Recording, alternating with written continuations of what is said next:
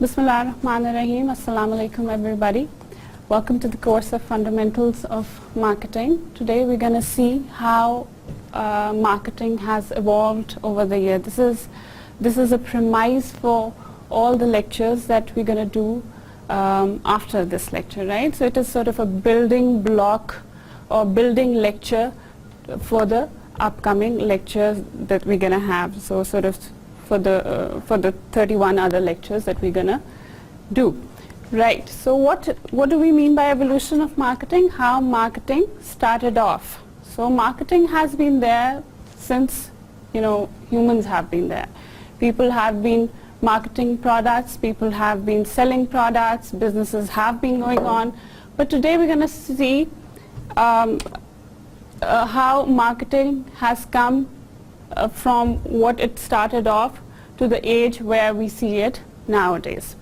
Right, so what is marketing? Marketing is the process by which companies create value for customers and build strong customer relationships in order to capture value from customer in return. So marketing is all about creating value and then collecting the value in return.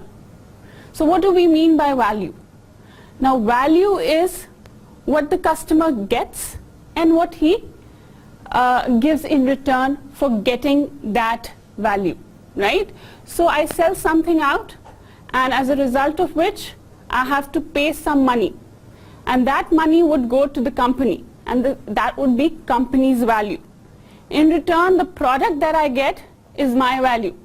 How much satisfaction does that product give me? That is customer value. So what I give and what I get in return is actually customer value. So customer value can be defined as the satisfaction a customer feels after making a purchase for a good or services relative to what she must give up to receive those services and values, right?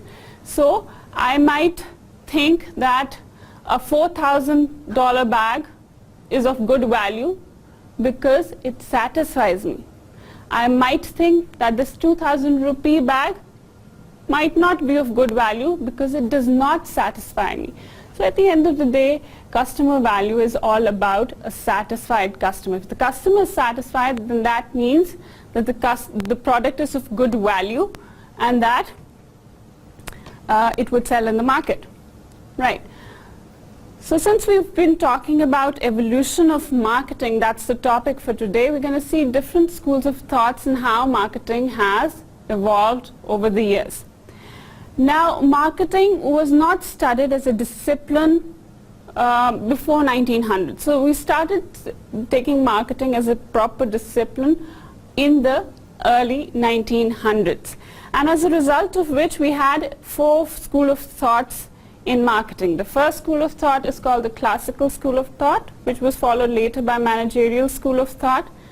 And after that we had behavioral school of thought, and after which we had the last school of thought, which is currently a developing school of thought, that is called the adaptive school of thought. Now coming to the classical school of thought. Now classical school of thought started off in early 1900s. That's the documented time frame in which marketing was started. Marketing was studied as a discipline in proper. Now in classical school of thought we have 3 different school of thoughts that fall under the broader category of classical school of thought. The first school of thought is called the commodity school of thought. Now in commodity school of thought, the main thing that was discussed or that came into consideration during the commodity school of thought was the product trichotomy. Now what do I mean by product trichotomy? Product trichotomy is where the products were divided into 3 different categories. So what 3 different categories are we talking about? The first category is the convenience products. The second one are your shopping products, and lastly your specialty products. We're going to study later about the details of it, but briefly discussing, convenience products are all those products that you buy every day. They include your fast moving consumer goods, they include the products that you buy very frequently, the products that are not very expensive and are readily available. So all these products fall under the first category of products in product trichotomy, that is convenience products. The second category is your shopping products, the products that you don't buy that frequently in comparison to the convenience products. So in shopping products, you might buy a shopping product maybe once after every 2 years or maybe twice. So the frequency of purchase is far less in a shopping product. So your furniture may be a shopping product, car could be a shopping product for many people.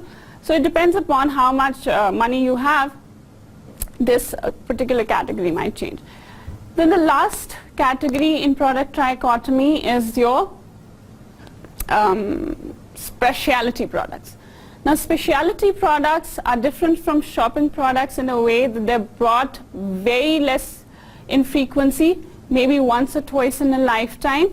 It is generally expensive, not always, but generally expensive products, because there's a lot of investment that goes into products. That's why people search for it, search for the options a lot. So there's a lot of search that goes into buying a specialty product. So this is product trichotomy, whereby you divide products into 3 different categories: convenience, your everyday products; shopping products, less frequently purchased; and lastly specialty products, the products that you buy once or twice in a lifetime. So that is commodity school of thought. Now the next school of thought is called the functional school of thought, where marketers, after talking about the product trichotomy, they started discussing assortment and distribution of product. What sort of assortments, what different categories of product need to be available? How would you distribute those products? How would you grade those products? So these are all the elements that were discussed in the functional school of thought. Then came the third school of thought in the classical school of thought, that is the institutional school of thought. And it is then that people started discussing the role of retailers, the role of distributors in your marketing channels. So in institutional school of thought, you started talking about the agents of market transaction, right? So your agents are the people who are distributing the products for you. The wholesaler, the people who are carrying the product, the people who are taking the product from the company to the end customer, the retailers, right? So all these are agents of market, and these were studied in the institutional school of thought. Now if you see these 3 schools of thought, all 3 of them focus on the product rather than the customer.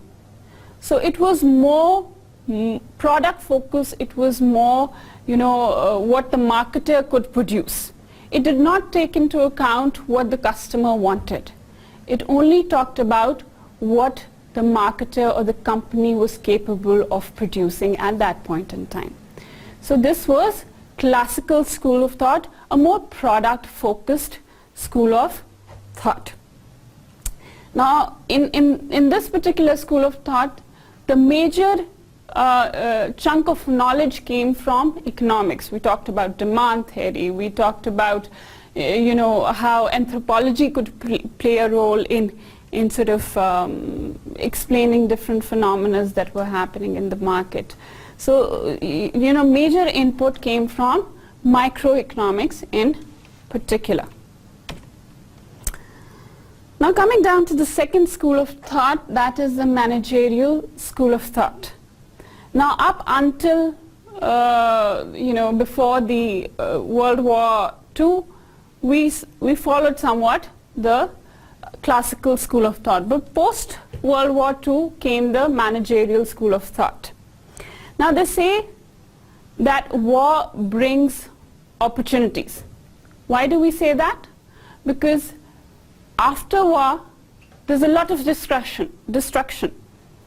And if there's destruction, that means there's a lot of opportunity to rebuild, right? And that rebuilding opportunity provided businessmen a lot of ideas, a lot of business opportunities. and that resulted in an economic boom. So post World War II, there was an economic boom for the simple reason that there was a lot of destruction, and there was a lot of opportunity to rebuild on whatever had happened.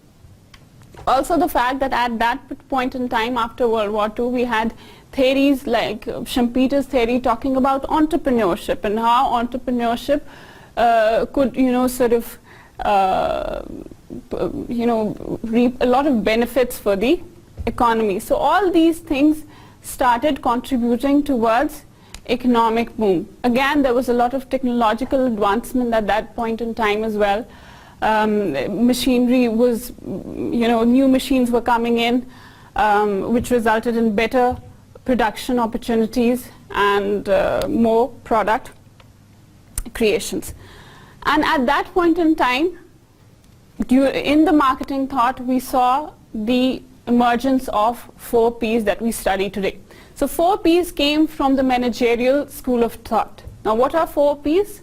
Your 4 Ps include your product, the pricing that you do for that product, how do you physically distribute that product to its market shelf, and lastly, how you promote the product. So those 4 Ps that we talk about, and we would be talking about all throughout the semester, it came from the managerial school of thought. Now during the managerial school of thought, another important concept that started evolving was social stratification. Now what is social stratification? You sort of segment the market, the bigger chunk of the market, into smaller chunk on the basis of their social standing. So you have upper class, you have lower class, you have middle class, you have lower middle class. So this is all social stratification, and that began in someone in late 50s and early 60s. So in managerial school of thought, when social stratification began, the managers started talking about taking a chunk of market and then studying it and creating products for them. So it was then that the shift was taking place from studying the product only to studying the individual customer and creating a product for their need. But at that time it was just the beginning, and the individual customer study had just begun. It wasn't as complex as it got when we reached the next school of thought, which is the behavioral school of thought. Now what happened in behavioral school of thought is that we started including social, clinical, psychology study in marketing, right? So we started taking into account focus group interviews for focus group discussions. We started taking into account laboratory experiments, for instance. So all these complex scientific procedures were included in marketing, as a result of which marketing became far more sophisticated and far more technical than it was before. And in this particular school of thought, it was in this particular school of thought that we started studying customer individually in the very true sense. So the input in behavioral school of thought came from psychology, came from sociology, came from anthropology, came from economics, came from a lot of other subjects. So since we had so many subjects on board in this particular school of thought, the marketing became a very comprehensive subject to study. Then the last school of thought, or the most emerging school of thought that we see these days, is adaptive school of thought. Now in adaptive school of thought, we talk about technological and global competition. It talks about staying relevant in today's era and in today's market. Now how do you stay relevant in the changing environment, in an environment that is in continuous flux? The idea is given by the adaptive school of thought. Now adaptive school of thought says that you need to adapt to the environment rather than environment adapting to you. So what does that mean? That means you cannot change the environment. You have to change yourself with the environment, and that's the idea of adaptive school of thought. And in adaptive school of thought, since we're talking about global phenomena, since we're talking about whatever is happening around the globe, the technology and how it's affecting our lives, the social sciences element, the anthropological element became much more relevant to marketing than it was in behavioral school of thought. So from not only relying on clinical psychology and social psychology, we started adding up more elements of social sciences into our study so as to better comprehend how people would respond to different offerings, keeping in mind the technological and global changes that are taking place. So in short, adaptive school of thought talks about adapting to the environment, adapting to the changing situation that is there so that you may stay relevant to the environment and you may not go out of business. Now this was all about different schools of thoughts of marketing. Now we're going to see the timeline of evolution. How the evolution actually took place. Whatever we studied before, the fourth school of thought, that was actually marketing thought. How marketing evolved as a subject. What subjects have been contributing towards creating the knowledge that we have these days. But now in this particular slide and from this point onwards, we're going to see a timeline of how marketing evolved. Now, talking about evolution of marketing, the marketing started off with outbound marketing. Now what is outbound marketing? Outbound marketing is a marketing technique, is a traditional marketing technique where the marketer sells the product. He does not want to educate people, he wants to sell the product. So the selling is the purpose rather than educating the people. And in outbound marketing, the major factor that differentiates an outbound marketing from an inbound marketing is that in outbound marketing, the sales pitch is extremely obvious. So if you see a television ad, if you see a product in a magazine, all of them would try to convince you to buy the product. So there would be a sales pitch. They would try to tell you that the product is far superior from whatever the competitor's product is. It's a very good quality. There's no more product in it. Maybe the price is far less than whatever is available in the market. So generally they try to convince you that whatever you're buying is of good value and is value for money. So that is outbound marketing. On the other hand, the complete opposite is inbound marketing, where the sales pitch is not obvious. So when you see an advertisement, a blog about a particular product, you go to the website, you see a blog about, let's say, a restaurant. It tells the experience people had over there. Now it is promoting the product, and yet it's not giving an obvious sales pitch to the people. It's not telling the people to go buy the product. It's just giving an idea of how the product does. You also have blogs about product performance. Maybe there's a blog about how this pen works. So you go up the internet, you see how the pen works, and you go buy the product. That is a result of inbound marketing. Why? Because the sales pitch wasn't made. The marketer did not try to convince you to buy the product. Rather, you went up the internet, you looked for the information yourself, and you pulled the product out of the many products that were available in the market. On the other hand, if it would have had been an outbound marketing, how would that have been? How would that have had worked? Now, I could have seen the ad on the television. I would have maybe gone to a retailer, and he might have convinced me into buying this product. Now there was a push that was given, to the customer, and as a result of which the purchase was made. So in both the scenarios, the convincing element for both the scenarios was different. In one scenario, the marketer was trying to sell the product, push the product towards the customer, and the other end, the marketer was not that active. On the other hand, the customer was active and he found the product that worked for him. So he sort of pulled the product towards him.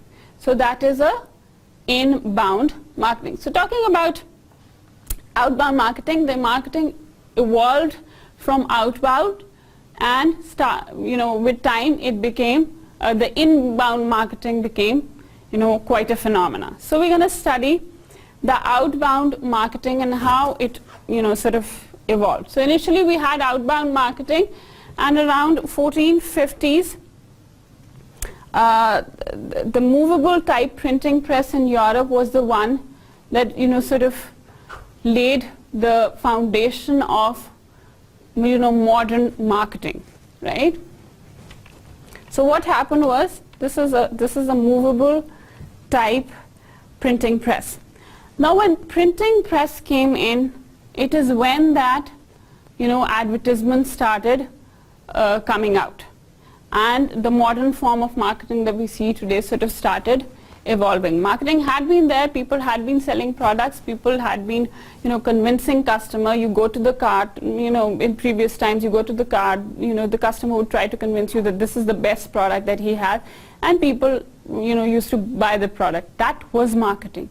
But the marketing that we see today started evolving around 1450s when the printing press was created. Now this is a printing press picture. Now once the printing press came in, magazines started to come out, and this is a glimpse of the first magazine that was printed. That was the Gentleman's Magazine. And after magazines started coming out, we also started seeing different billboards that were being placed in the on different sides of the roads and everywhere. And it was in 1867 that the earliest recorded billboard was placed. After that, the major breakthrough was in 1922 when radio was introduced, and radio became the new medium of promotion. At that point in time, TV wasn't there, so people used to promote their product through radios. In 1941, the start of television advertising came in, and it was the Bulova company that firstly placed an advertisement on television in 1941. Now Bulova is a watch company that is now owned by Japanese conglomerate, which is Citizen & Co. I'm sure you would have heard of it. They placed an advertisement on the television, and it was created at a whopping cost of $9. $9 at that point in time, quite an amount. This is the first advertisement that was placed on television.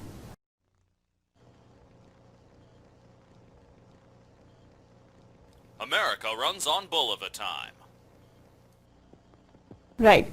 Now after that, after the television witnessed its first advertisement, things started evolving more, and in 1946 the telephone penetration reached 50% in developed countries. That means 50% of the household had access to telephones. As a result of which, what happened was telemarketing gained a lot of strength. Now in telemarketing, what happens is people make calls, they try to sell the product to you over the telephone. So since the 50% of the people had access to telephones, so it became viable to sell products through telemarketing. And in 1946, the thing started with much more, in a much more aggressive fashion, since the people had access to telephones. Now in 1973, the emergence of new digital media came in, and it was Martin Cooper who developed the first phone for Motorola, a mobile phone, which later paved way for a lot of other developments. So the first mobile phone was developed in 1973 by Motorola, and this is how it looked like. Huge, chunky, and far different from what we have these days. Now in 1981, IBM developed its first computer, and it was after the development of computer and the internet that marketing changed altogether. The way we approach customer changed altogether. As a result of invention of computer, the printing improved tremendously, as a result of which the newspaper industry, the magazines, they sort of benefited a lot from the development of computers. In 1994, as a result of internet, the first spam email was sent out. A spam email is an unsolicited email, an email that you were not looking for, right?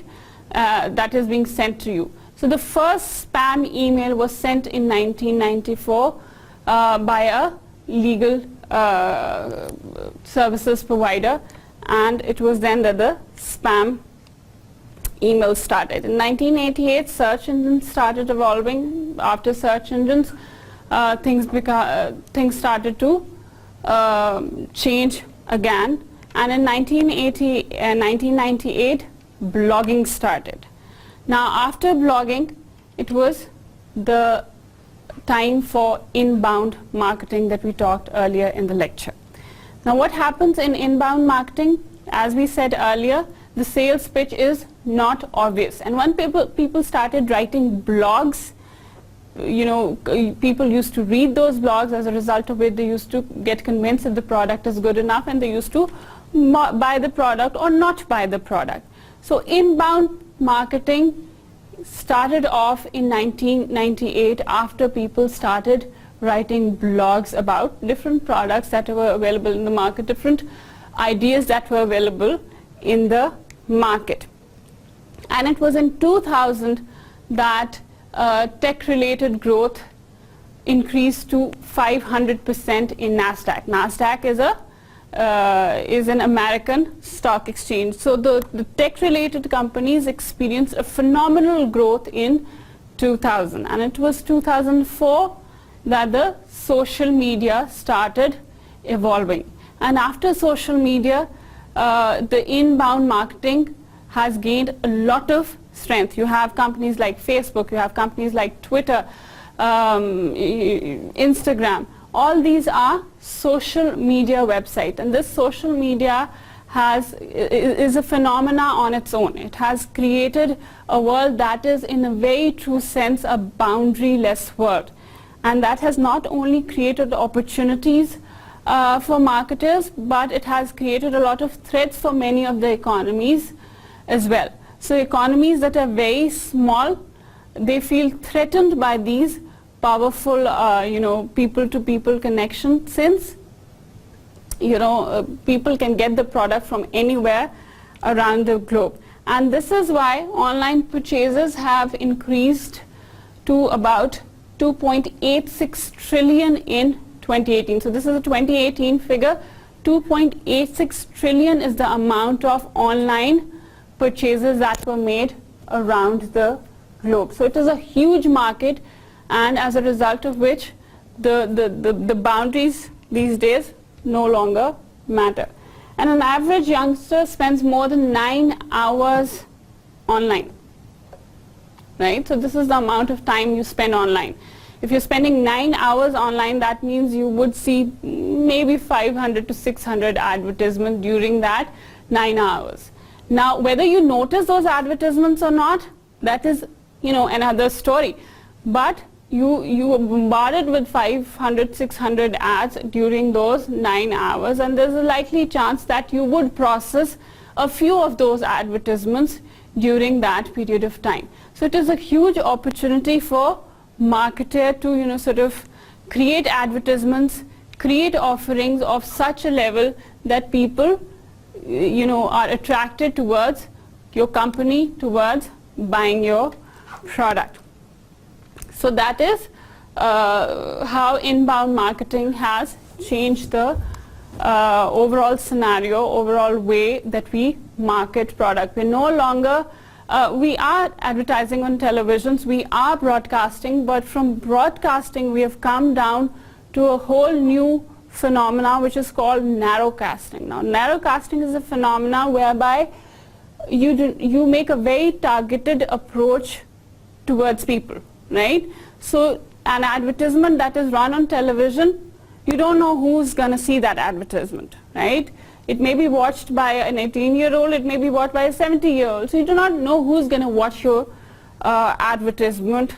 But if you're doing social media, if you're placing an advertisement on social media, you exactly know who's going to watch that advertisement. So me as a person, if I have a Facebook account and somebody places an advertisement on my page, that means I would be the one viewing that advertisement. That means the company is making an extremely targeted approach into convincing me into buying the product. So let's say if I'm looking for clothing options, Eid is coming up, I'm looking for clothing options, ads like ads of Khadi, Gul Ahmad, Limelight, all these companies' ad would pop up on my page for the simple reason that they know that I would be looking for clothes at this point, right? So this is all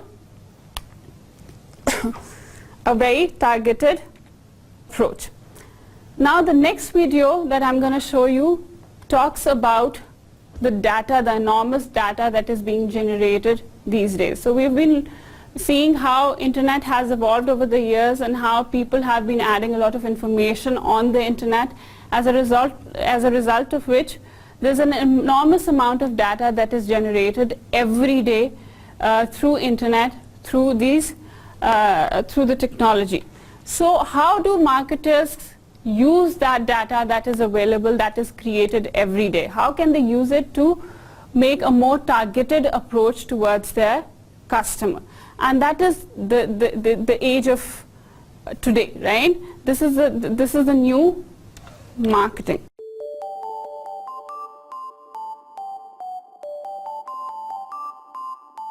The history of marketing. Marketing is all about persuasion, and cross-channel marketing is also about persuasion and using the right message and delivery method at just the right time. For a better understanding of how it works, let's look back to the beginning. Cavemen used charcoal drawings, telling others about stuff, like dinosaur rides, fire demonstrations, and creating the wheel. The problem? Messages weren't portable. You had to be there. Fast forward a few thousand years. The invention of the printing press, marketing's first big break. The problem? Much of the target market couldn't read, greatly limiting the market. Next was the electromagnetic telegraph, circa 1841. Samuel Morse improved the machine and created his own language. Words on one end came out far away. The problem? Only a few people could understand what came out on the other end. Ah, the birth of the geek. The 1950s and 60s. The telephone came on the scene and mass marketing was finally here. The problem? Everyone got interrupted at dinner with important messages about selling and buying swampland in Arizona. Radio, television, direct mail, coupon books, flyers, posters, billboards, door-to-door sales. Remember the Fuller Brush Man? Were bombarding the consumer at the same time. The problem? Just that. They got bombarded. The golden age of marketing and data mining has arrived. Al Gore invents the internet. Not really. Then came websites, blogging, article marketing, email, social media, SEO, pay-per-click, pay-per-impression, and more. The problems? Number 1. Email started out fun until they invented spam. Number 2. All this activity created data, lots of it, but no one knew what to do with it. Finally, cross-marketing and data mining arrived. Understanding what the data revealed is a science in itself now, and understanding it at long last brings us to our topic. Data mining is gathering of pertinent information to unlock the secrets of each individual's likes and dislikes, preferences and preferences. The advantage? Using this data properly provides advantages for the marketer to tailor the message and the delivery vehicle when the prospect is most ready to purchase. Cross-channel marketing is about knowing your target audience's preferences so you can deliver the right message on the right platform at the right time. The advantage? It streamlines the process, minimizes cost, and improves conversion rates. People are not burdened with sorting out all of the information they receive. People making bird sounds, tweeting, or their online face in a book. They might dig social media and even be linked in to their favorite business discussions. Then there are those who haven't gotten out of the quill and ink pot stage. Each prefers one or two methods. The advantage? There are platforms to send messages suitable for everyone. Direct marketing, with the use of data mining, can home in on exactly whom you wish to contact. Data tells us their likes and their dislikes, their age, gender, and a boatload of other useful information. The advantage? The Direct Marketing Association boasts a favorable response rate in excess of 6%. Cross-channel marketing is the use of the data collected to custom tailor a campaign for segmented audiences in their preferred method of communication. The advantage? Conversion rates escalate and costs are minimized, returning a much higher ROI. Example, your company website, email campaigns, articles, and blogs all speak of a quote-unquote special offer. Social media, direct mail, and display ads are also used. With billboards and news ads, the marketing message will reach beyond the targeted lists, capturing even more prospects for potential conversion. Mobile marketing can also be part of the campaign, using SMS texting or mobile ads. All or some of these methods are coordinated for maximum exposure. Your data will tell you which marketing delivery vehicles to deploy. The advantage? Not a single platform can produce the results a coordinated cross-channel campaign will generate, nor can any one channel provide the consistency of messaging and the frequency needed to generate action. We've taken a tour of the world of marketing, data mining, and how we got from the cave to the boardroom. Data sets, then you're able to identify the patterns that are of your use, and as a result of which you're able to identify who your potential customer could be or how to convince your potential customer into buying your product. You could find out their activities, you could find out their interests, you could find out their opinions using that data, as a result of which you could design your advertisements based on the data that you have generated out of data mining. So what data mining does is extract out the useful information out of the huge chunks of data, and that information can be used into tailoring your advertising strategy, tailoring your product, tailoring maybe your placement, maybe your pricing. So all your 4 Ps could be tailored using these data mining techniques and make it more relevant for the customer. Once it's done, once you've gathered the data, once you've made the offering, then what do? You need to market the product, right? So all the hard work that you've done is useless until and unless you communicate it to the customer. As they say, early to bed, early to rise, do hell of hard work and then advertise, right? So advertising is extremely important. If you don't do advertising, then that means whatever hard work that you've done, that would be all waste, since people would not know about the hard work that you've done. So in order to communicate the work that you've done, you need to promote that product, and you can do this through cross-channel marketing. Now what is cross-channel marketing? Cross-channel marketing, as told in the video, is that you ensure that whatever market offering that you're making, it is available on each and every forum in the same way, right? So it is very similar to integrated marketing communication, whereby whatever offer you're making, it is available on the website, it is available through an SMS, it is available when you come in contact with somebody who is offering the product at the store. So all your communication, whether it be on your website or it is in person, is the same, right? So if the product is of of a certain price, the price should be same on the website, in the store, everywhere else. If the promotion is being made, the promotion needs to be on the website, the promotion needs to be on the in the store, the promotion needs to be on the television, on the radio, in the magazine. So there needs to be coherence between all the mediums that you're using for making an offer into the market. And that's what cross-channel marketing is. And data mining is an extremely useful technique that tells you what your customer wants and how could you tailor your products according to those needs, and how could you sort of direct those products to the people who actually need it, right? So many a times you see you receive SMS on your mobile phones about a particular company. Now all these SMSs that are sent are not sent out randomly, right? So they do not pick and choose the number and send it out. That's now how it's done. It's a very targeted approach. There's an algorithm that is run and that selects the people who would get the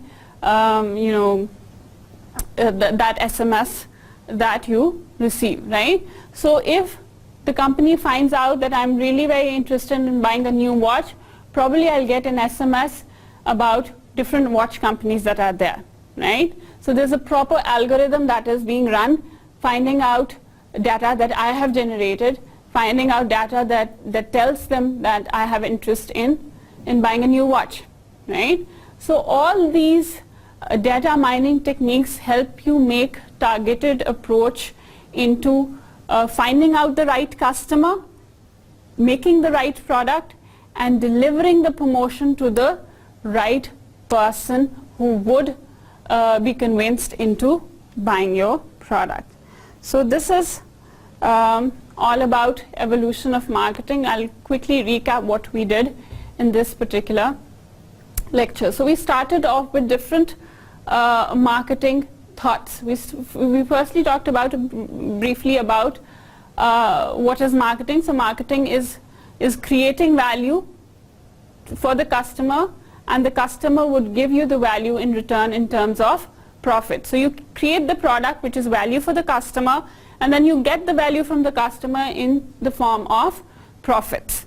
Once that is done, that's a very basic definition of marketing. Then we talked about different schools of thoughts in marketing. The first school of thought was classical school of thought. Classical school of thought talked about wholesaler and retailers. It talked about product trichotomy. It talked about grading, assortment of products. So all these product-focused issues were discussed in classical school of thought, and we saw that it was all about marketer who is producing the product rather than the customer. That was one of the drawbacks of classical school of thought. Then came the managerial school of thought. In managerial school of thought, what happened was that World War had just happened, and as a result of which new products were coming in. There was an economic boom that was taking place, and new companies were coming up, new brands were coming up, new machinery, new technology was coming up. During the evolution process or during the timeline process, we also saw that during that period, it was then that television had started newly, and the telephone penetration had increased. So at that point in time, it was managerial school of thought, and it was in managerial school of thought that the shift had begun from product focused market towards customer focused market. And it was in behavioral school of thought, the third school of thought that we studied, that we actually started studying customer in detail through psychology, clinical psychology and social psychology, and there were a lot of sophisticated tests that were being run to understand the customer better and to tailor the product according to the needs of the customer. Once that was done, we came down to the fourth school of thought, that was adaptive school of thought, which talked about adapting to the changing environment so as to fight the competition, stay relevant in the market, and be there for a very long time. So that is adaptive school of thought. Then we talked about evolution of marketing, and we said that there were generally two basic forms of marketing, that is outbound and inbound marketing. In outbound marketing, the sales pitch is obvious, your television, radio commercials that you see every day. These are all outbound marketing activities.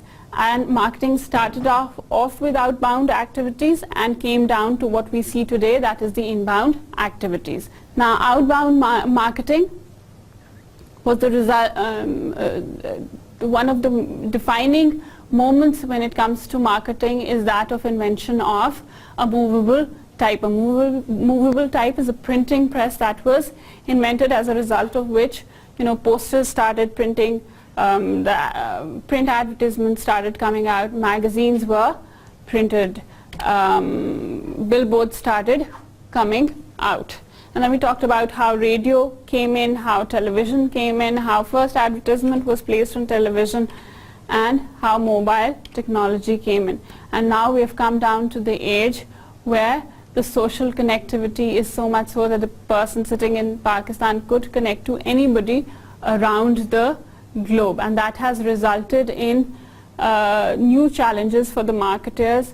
People sitting in Pakistan have access to products that are available in America, in Canada easily. So it has created a lot of opportunities for people around the globe, and it is also a threat to a lot of people who cannot match products that are available maybe in the West, right? So the product quality in the West is generally superior than what we have here.